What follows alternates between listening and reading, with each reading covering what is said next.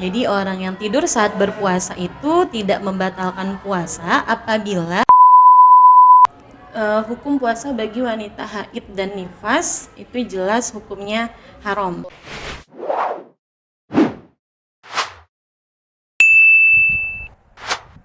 Assalamualaikum warahmatullahi wabarakatuh. Hai Sobat Darul Rahman, bagaimana kabarnya hari ini? Semoga pada selalu sehat walafiat ya, amin.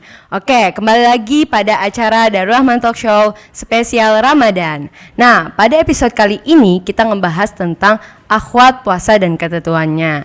Nah, pada malam ini juga saya nggak sendirian. Saya ditemani oleh narasumber kita yaitu Ustazah Mega Apriani Tarwiyah. Assalamualaikum Ustazah. Waalaikumsalam Ustazah. Apa kabar Ustazah? Alhamdulillah bil khair. Alhamdulillah. Ustazah gimana kabarnya? Alhamdulillah, saya juga baik. Oke, sebelumnya Ustazah Mega ini ialah salah satu guru yang mengajar di Pondok Pesantren Darul Rahman 2 Bogor, dan beliau juga termasuk alumni angkatan 37. Nah, langsung aja nih ya Ustazah ya. Banyak sekali nih Ustazah yang menjelaskan bahwa tidur di bulan puasa itu, di bulan Ramadan itu sama dengan ibadah. Nah, bagaimana hukumnya Ustazah? Baik. Bismillahirrahmanirrahim. Rabbi shrah li sadri wa yassir li amri wa hlul 'uqdatam min lisani yafqahu qawli amma ba'd.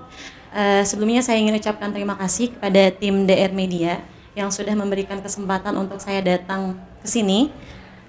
Sebelumnya juga saya mohon maaf bila mungkin ada salah-salah kata dari saya ataupun jawabannya kurang memuaskan, karena sesungguhnya saya di sini juga masih banyak belajar ya Ustazah ya. Kita masih sama-sama belajar, masih sama-sama fakir ilmu ya. Jadi mohon maaf bila ada salah-salah kata. Mengenai hukum tidur saat berpuasa, apa hukumnya dan apakah dia termasuk ibadah ya Ustazah? Oke. Untuk hukum tidurnya orang puasa, apakah dia membatalkan atau tidak? Ya, insya Allah jawabannya adalah tidak. Jadi orang yang tidur saat berpuasa itu tidak membatalkan puasa apabila memang dari malamnya itu dia sudah berniat puasa. Menurut mazhab Syafi'i, orang yang tidur seharian tidak membatalkan puasa selama sudah berniat pada malam harinya. Maka hal ini juga berdasarkan penjelasan dari Imam Nawawi dalam Majmu' Syarah Al-Muhazzab jilid 7, apabila seseorang yang berpuasa tidur sepanjang hari sedangkan ia telah berniat puasa pada malam harinya, maka puasanya sah. Jadi kalau pertanyaannya membatalkan atau tidak, maka jawabannya tidak membatalkan, karena tidur itu sendiri tidak termasuk dari hal-hal yang membatalkan puasa. Seperti itu Sandra. Lalu kalau termasuk ibadah atau tidaknya bagaimana Ustazah? Apakah tidur di bulan puasa itu termasuk ibadah atau tidak ya Ustazah ya? Mungkin di sini banyak sekali perdebatan mengenai apakah tidur orang berpuasa itu ibadah, apakah tidur orang berpuasa itu boleh atau tidak. Seperti tadi di awal, untuk hukumnya sendiri itu boleh dan tidak membatalkan puasa, dan untuk dalilnya itu ada hadis yang diriwayatkan oleh Baihaqi yang berbunyi naumus shaim ibadatun wa sumtuhu tasbihun wa amaluhu mudha'afun wa du'auhu mustajabun wa dhanbuhu maghfurun. Tidurnya orang puasa adalah ibadah, diamnya adalah tasbih, amal ibadahnya dilipat gandakan, doanya dikabulkan dan dosanya diampuni. Nah, ini hadis ini seringkali dimanfaatkan sama orang-orang yang diniatkan untuk bermalas-malasan Ustazah gitu. Jadi orang-orang dengan niat bermalas-malasan selama puasa pasti mereka merujuk ke dalil tersebut, karena mereka berpikir bahwasannya tidur orang yang berpuasa itu adalah ibadah. Padahal melihat kepada hadis tersebut, bahwasannya hadis tersebut adalah hadis yang dhaif.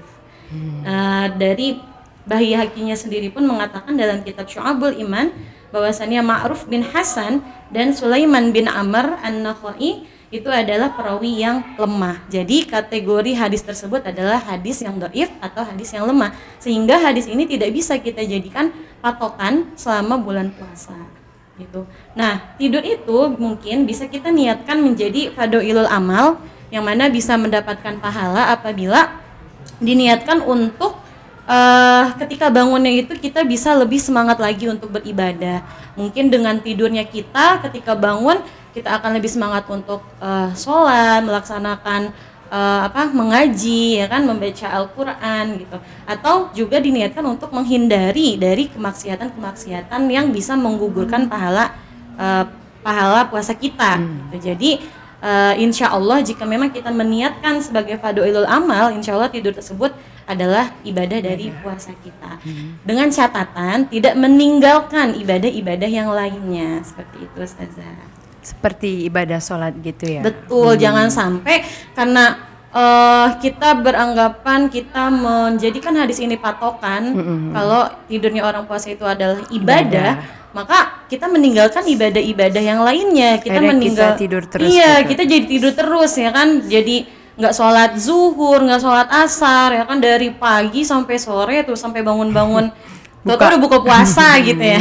Karena kita tidur selama puasa itu ya kan, kita sampai lalai, sampai kita melupakan ibadah-ibadah yang lainnya seperti sholat zuhur, sholat asar ya kan, yang mana kita tahu nih kalau selama Ramadan itu kan pahala dilipat gandakan ya Ustaz. Jadi daripada tidur, alangkah baiknya ya kan kita mengambil ibadah-ibadah yang pahalanya lebih banyak gitu.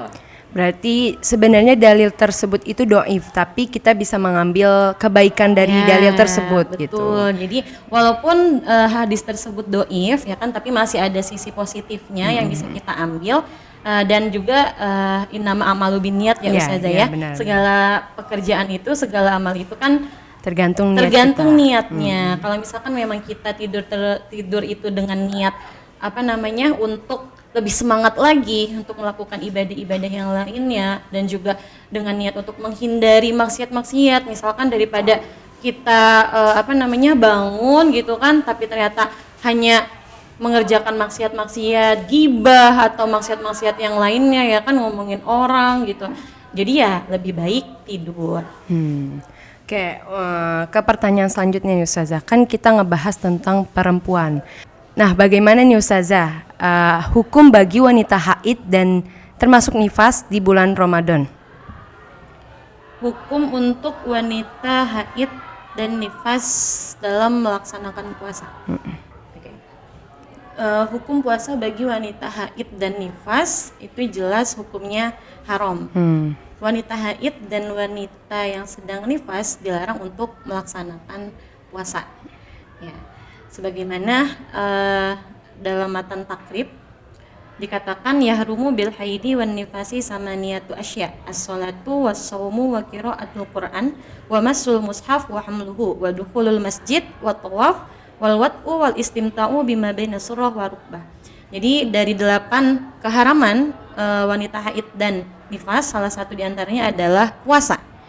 Nah, wanita haid dan nifas dilarang puasa, akan tetapi harus menggantinya atau mengkodoknya setelah masa haid atau masa nifasnya selesai di hari-hari berikutnya. Seperti itu, sesuai jumlah hari puasa yang ia tinggalkan.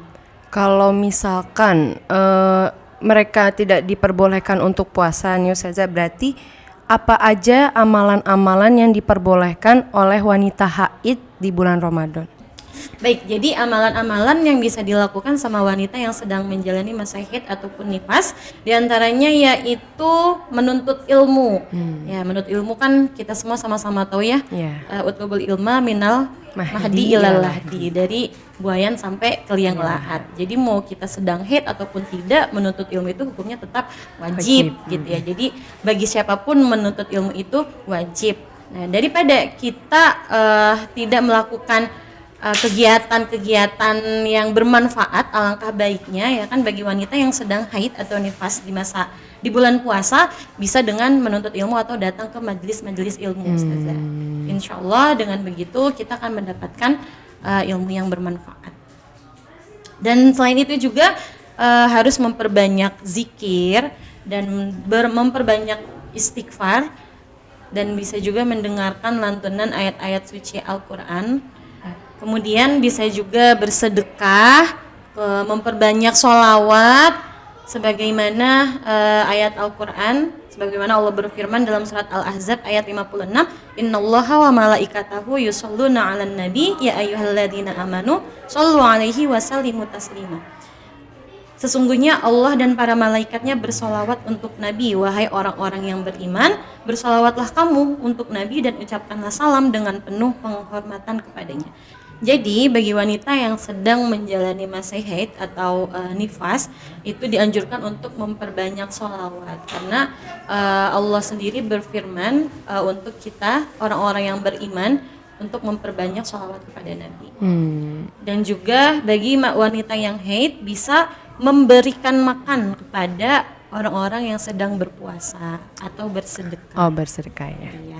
Karena ada hadis yang diriwayatkan oleh Zaid bin Khalid Al-Juhani, Rasulullah bersabda, barang siapa yang memberi makan orang yang berpuasa, maka dia akan mendapatkan pahala yang sama seperti orang yang berpuasa tanpa mengurangi pahala orang yang berpuasa tersebut.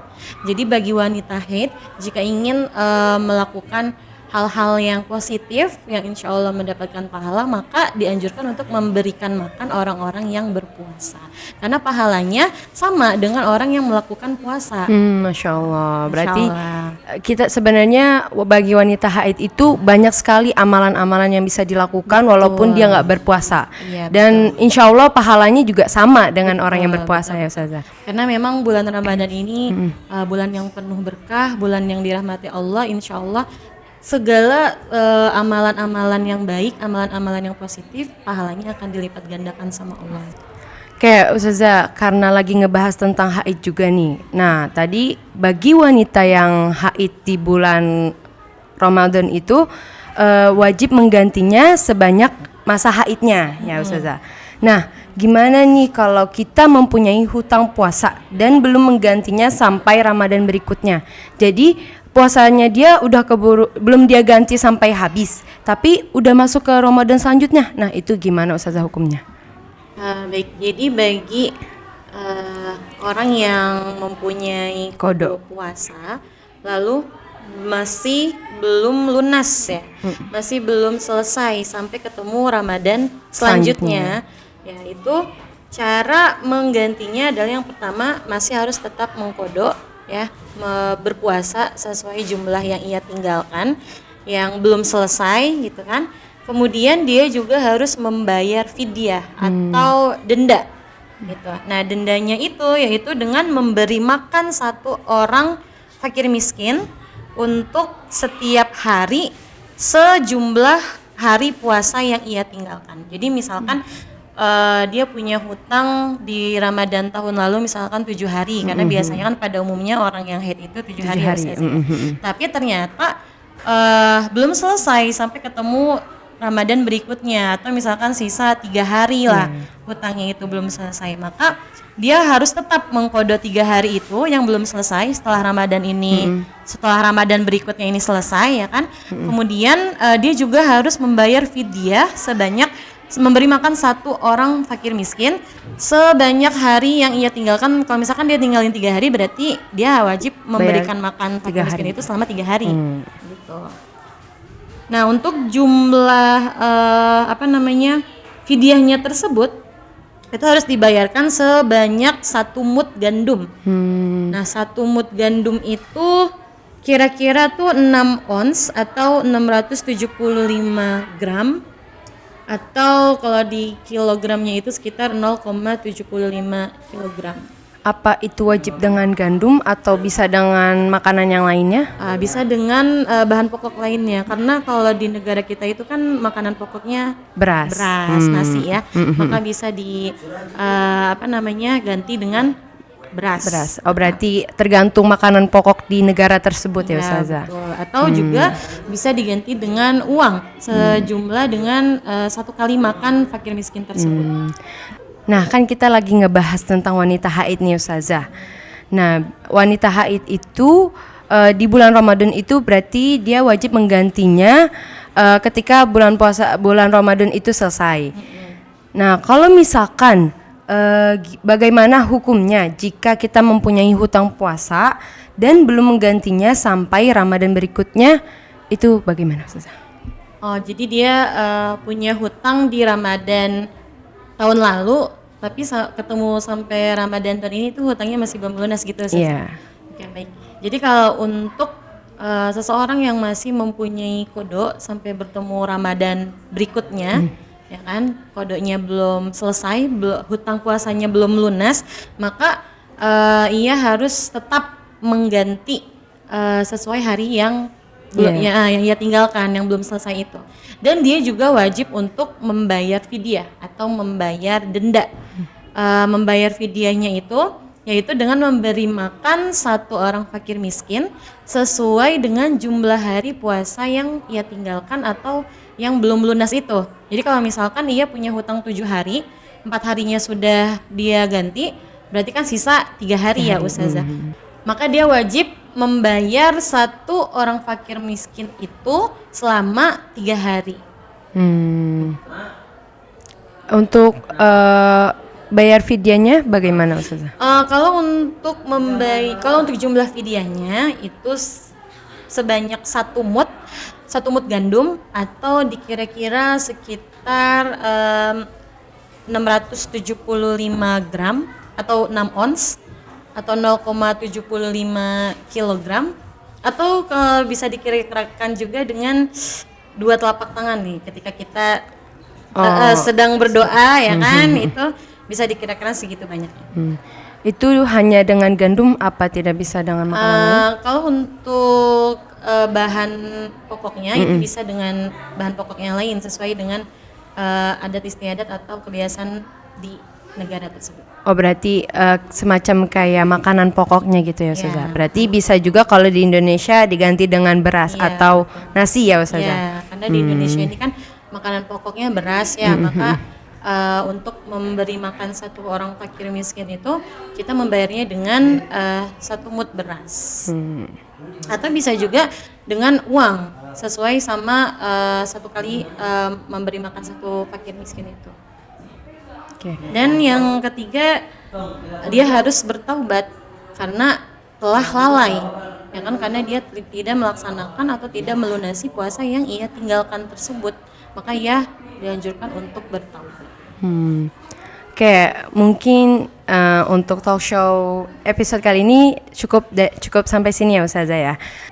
Oke Sahabat Darul Rahman, sekian talk show kita hari ini, perbincangan kita hari ini. Semoga apa yang disampaikan oleh Ustazah Mega menjadi ilmu yang bermanfaat dan juga bisa menjadikan pribadi kita menjadi lebih baik. Amin. Oke, sampai berjumpa di episode selanjutnya. Jangan lupa like, comment, and subscribe ya guys ya. Oke, wassalamualaikum warahmatullahi wabarakatuh. Dadah.